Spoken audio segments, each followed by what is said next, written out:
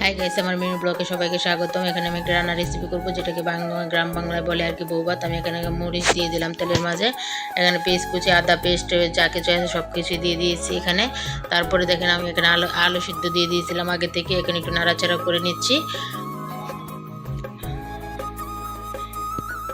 এখানে এখন আমি চাউল দিয়ে দিব, চাউল দিয়ে আমি একটু নেড়ে চেড়ে নিব।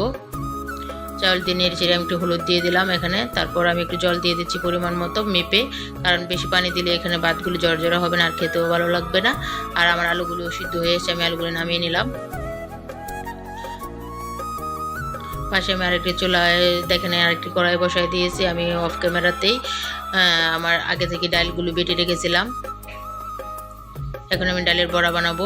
বৌভাতের সাথে ডালের বড়া, শুধু 2-3 পদের ভর্তা খেতে খুবই ভালো লাগে, আপনারাও ট্রাই করে দেখবেন। আর আমার ডালের বড়াগুলো আমি দিয়ে দিচ্ছি কড়াইতে। এখন এদিকে একটু নাড়াচাড়া করে দেখছি আমার ভাতটা